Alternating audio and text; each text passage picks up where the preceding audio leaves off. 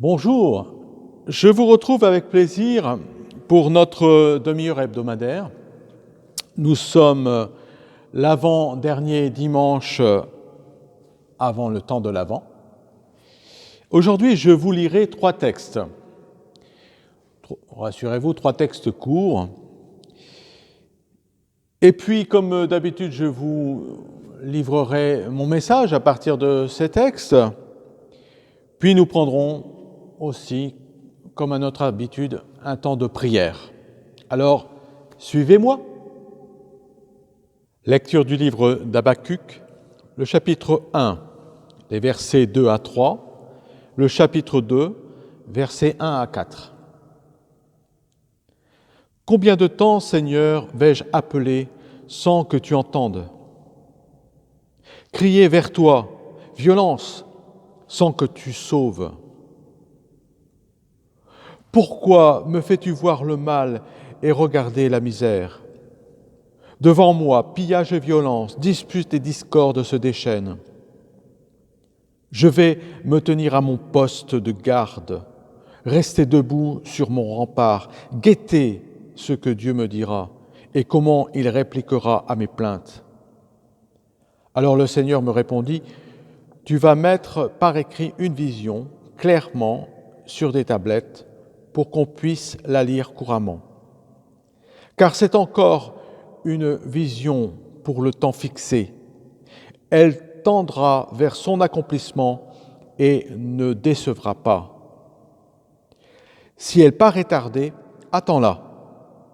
Elle viendra certainement sans retard. Celui qui est insolent n'a pas l'âme droite, mais le juste vivra par sa fidélité. » Lecture de la première lettre de Paul aux Corinthiens, le chapitre 13 et les versets 1 à 13. « J'aurais beau parler toutes les langues des hommes et des anges, si je n'ai pas la charité, s'il me manque l'amour, je ne suis qu'un cuivre qui résonne, une cymbale retentissante. J'aurais beau être prophète, avoir toute la science des mystères et toute la connaissance de Dieu. J'aurais beau avoir toute la foi jusqu'à transporter les montagnes. S'il me manque l'amour, je ne suis rien. J'aurais beau distribuer toute ma fortune aux affamés. J'aurais beau me faire brûler vif. S'il me manque l'amour, cela ne me sert à rien. L'amour prend patience. L'amour rend service. L'amour ne jalouse pas. Il ne se vante pas, ne se gonfle pas d'orgueil. Il ne fait rien d'inconvenant. Il ne cherche pas son intérêt. Il ne s'emporte pas. Il n'entretient pas de rancune. Il ne se réjouit pas de ce qui est injuste, mais il trouve sa joie dans ce qui est vrai. Il supporte tout. Il fait confiance en tout. Il espère tout. Il endure tout.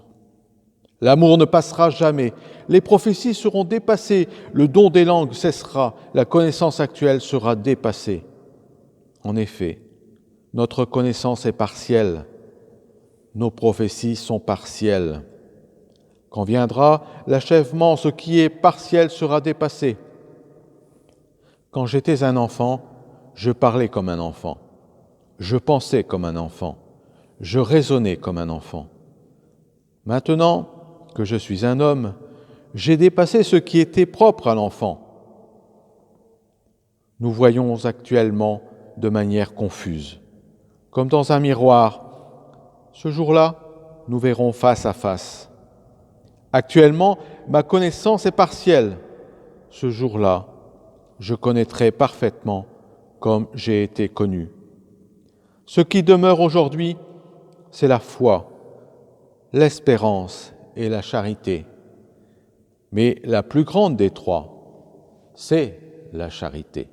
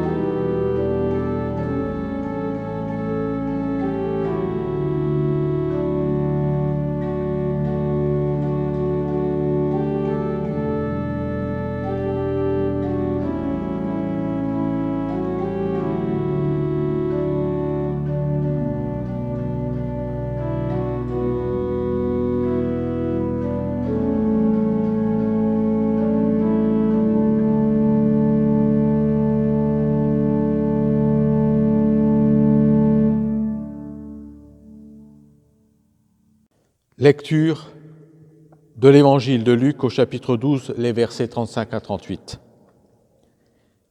Restez en tenue de service, vos ceintures autour des reins et vos lampes allumées. Soyez comme des gens qui attendent leur maître à son retour des noces pour lui ouvrir dès qu'il arrivera et frappera à la porte. Heureux ces serviteurs-là que le maître à son arrivée trouvera en train de veiller. Amen, je vous le dis, c'est lui qui, la ceinture autour des reins, les fera prendre place à table et passera pour les servir. S'il revient vers minuit ou vers 3 heures du matin et qu'il les trouve ainsi, heureux sont-ils.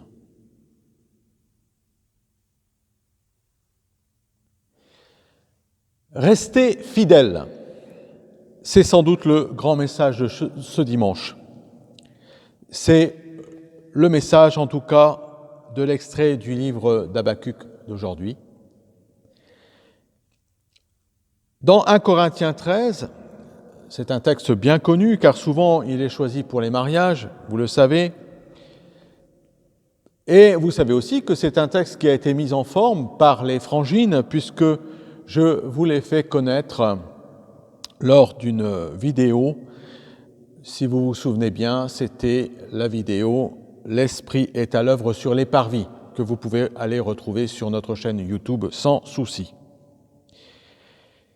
Et les frangines, dans ce texte, elles mettent en chanson, dans une nouvelle forme, ce texte d'1 Corinthiens 13 sur l'amour vu par Paul.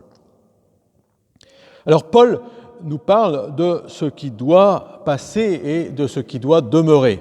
Donc toujours avec cet arrière-fond, cette arrière-pensée, être fidèle, pourquoi être fidèle, à quoi être fidèle.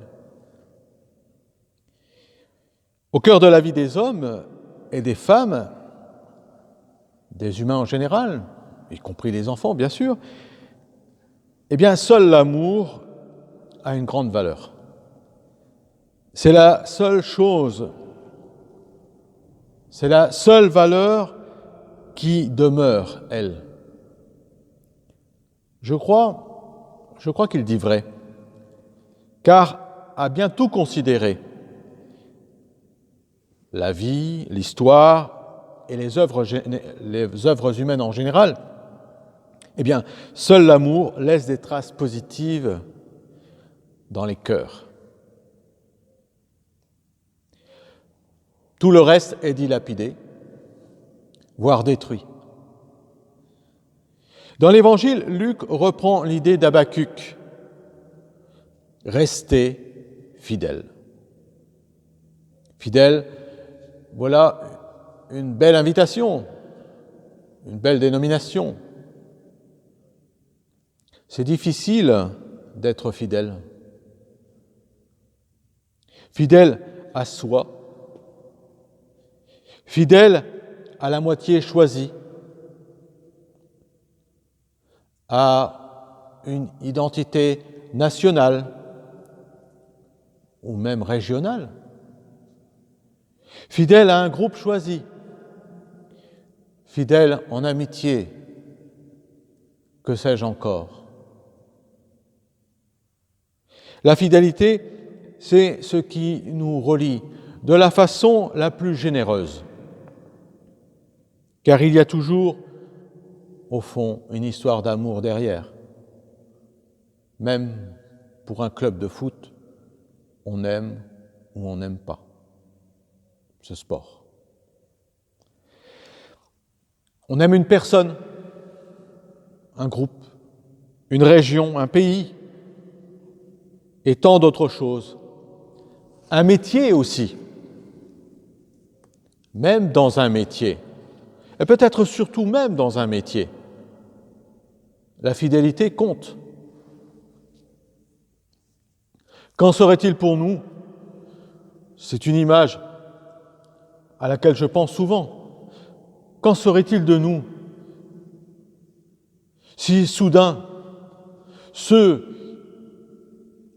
qui dirigent un avion étaient infidèles aux règles qu'ils ont apprises? Qu'en serait-il de nous si des chirurgiens transgressaient les règles, s'ils manquaient de fidélité à la déontologie? Qu'en serait-il de nous? Et nous, où en sommes-nous quant à notre fidélité, quant à la fidélité, au respect des règles, au respect du savoir-être, au respect du savoir-faire, au respect dans les relations? Même dans un métier, je disais, la fidélité compte. Car quoi penser des infidèles? Oh, les infidèles, ce ne sont pas que les infidèles religieux, parce que ça, c'est monnaie courante et c'est assez facile dans les jugements. Non, non, la fidélité ou l'infidélité, ce n'est pas ça. Que penser des infidèles qui ne respectent pas les règles? Les opérations, qui ne respectent pas les opérations, le savoir-faire, la déontologie. On dit ça de nos jours, la déontologie. Que sais-je? Derrière la fidélité se cache l'amour. Mais cette fidélité ne peut se réaliser sans le respect. Le respect sous toutes ses formes possibles. Et puis, bien sûr, il y a, pour les croyants, l'amour de Dieu. Et j'allais donc dire, et l'amour de Dieu dans tout ça? Mérite-t-il le même amour que nous distribuons pour le vivant? Ou devons-nous cultiver un amour d'une autre dimension? Parce que l'amour comme concept, c'est un concept anthropologique. Mais quand on touche le divin, peut-on encore parler d'amour? Est-ce que ce mot n'est pas un peu insuffisant, peu pertinent? Je crois que le respect peut se substituer au mot amour. La fidélité peut se substituer au mot amour. Je crois que le respect pourrait bien être une meilleure réponse, car nous ne connaissons que l'amour à travers, forcément, les expressions de l'amour humain. Le respect marque à la fois une distance et aussi une considération qui dépasse toutes celles qu'on pourrait donner au plus grand de ce monde. Vous avez bien compris l'idée.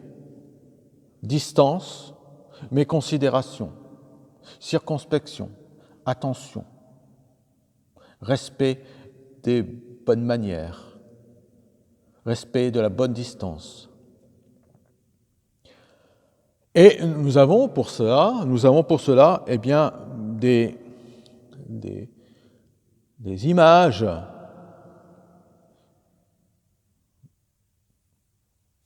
Nous avons une idée de ce que peut être la bonne distance. Pour ça, nous pouvons nous référer au protocole. Protocole dans les grandes réceptions. Alors, je voulais vous rappeler les connaissances que nous avons, souvent acquises à travers les informations ou les reportages. Et on constate, eh bien, la mesure qui est prise à approcher un chef d'État, une princesse, une reine, un roi, mais beaucoup plus encore, une star du showbiz. Dans les grandes réceptions, on met en place tout un cérémonial pour marquer de la distance et de la considération. Distance et considération. Alors pourquoi? Pourquoi pas pour Dieu, ou le divin, ou le transcendant, peu importe comment vous voudrez l'appeler. Je crois que le Créateur n'attend rien d'autre de notre part. Et surtout le respect de son chef-d'œuvre, la création, le vivant. Le respect, c'est une forme d'amour, mais une manifestation qui retient.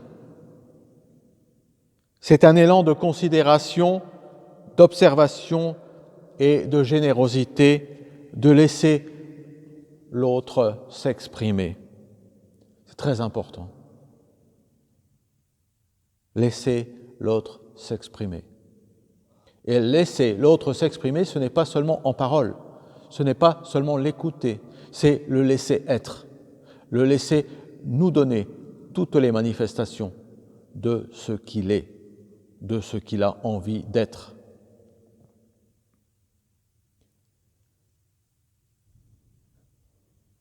Laisser l'autre s'exprimer, se manifester à sa façon. Je dis ça parce qu'aujourd'hui, tout est formaté. Vous comprenez bien le mot formaté. Tout doit rentrer dans des cases, tout doit rentrer dans des cadres prépensés. Il faut être comme ci ou comme ça. Alors les gens forcément se trouvent pas assez comme ci ou pas assez comme ça. Il faut plaire. Alors pour plaire, on fait tout pour respecter le formatage.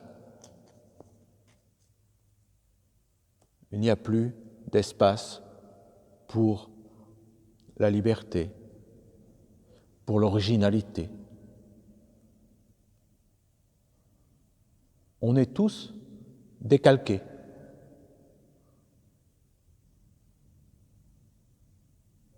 Est-ce que c'est ça, le sens de la vie humaine? Ça ne m'intéresse pas. C'est pas très intéressant. Ce qui me plaît, c'est l'originalité. Avons-nous assez de respect? Et je reviens à la question de Dieu. Avons-nous assez de respect pour Dieu pour le laisser s'exprimer à sa façon? Et sa façon, c'est la loi naturelle. Le laisser s'exprimer à travers ces lois de l'existence. Le silence de Dieu qui nous interroge souvent a forcément une raison d'être. Mais cette raison, ne la trouve-t-on pas dans la nécessité d'être circonspect par rapport à la loi naturelle et aux lois du vivant? Le silence de Dieu nous est insupportable parce que nous voulons le voir à l'œuvre. Nous voulons le voir à l'œuvre en tout, à tout instant et pour tout détail. Mais en fait, ne devrions-nous pas plutôt nous souvenir que nous sommes des particules relatives et transitoires d'un vaste univers? Je répète, ne sommes-nous pas des particules relatives et transitoires d'un vaste univers? Ne sommes-nous pas poussière d'étoiles? Que sommes-nous dans l'histoire de l'univers? Se dire croyant, c'est dire que nous veillons comme les gardes. Vous vous souvenez du texte d'Habakkuk? Nous veillons comme les gardes. Nous veillons. C'est-à-dire que nous guettons toute manifestation, les manifestations humaines, mais aussi les manifestations divines, toute manifestation de l'être en particulier et en général, toute manifestation de l'existence. Se dire croyant, c'est dire que nous aimons celui qui nous a fait, qui a tout fait. C'est lui manifester notre respect et notre élan en respectant le plus possible sa loi naturelle. C'est ainsi que je comprends les choses et je vous les partage. Libre à vous de compléter mon propos, de compléter ce qui semble manquer à mon raisonnement. Ce raisonnement s'appuie sur les grands auteurs de l'Antiquité et aussi et surtout sur mon expérience humaine, spirituelle et intellectuelle.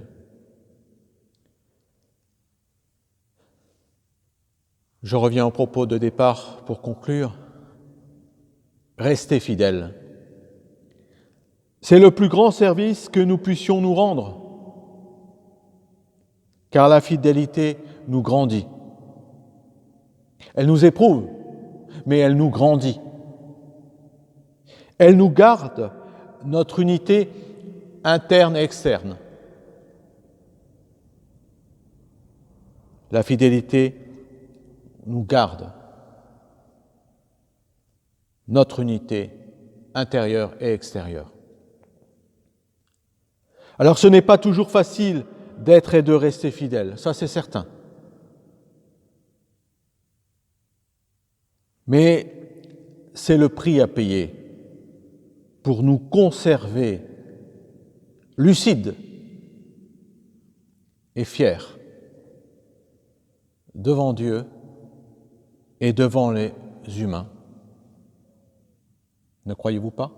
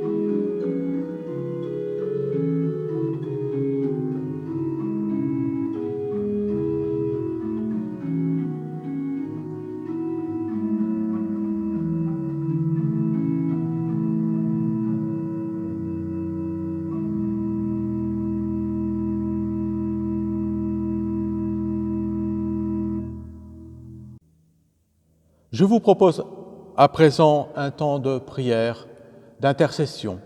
Et cette semaine, j'ai choisi une prière d'intercession qui a été composée par Sœur Marie-Pierre.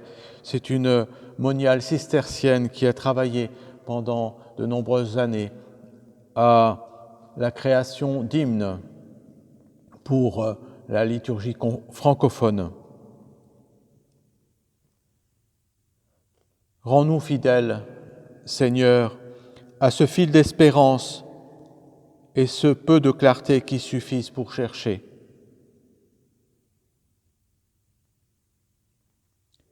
Rends-nous fidèles, Seigneur, à ton nom sur mes lèvres, à ce cri de la foi qui suffisent pour veiller.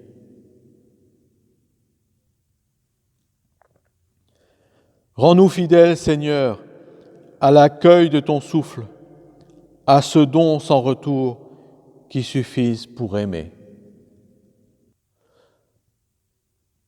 Élevons notre prière vers celui qui nous est sans cesse fidèle depuis qu'il nous a donné le jour en ce monde. Notre Père, qui es aux cieux, que ton nom soit sanctifié, que ton règne vienne, que ta volonté soit faite sur la terre comme au ciel. Donne-nous aujourd'hui notre pain de ce jour. Pardonne-nous nos offenses, comme nous pardonnons aussi à ceux qui nous ont offensés, et ne nous soumets pas à la tentation, mais délivre-nous du mal. Amen.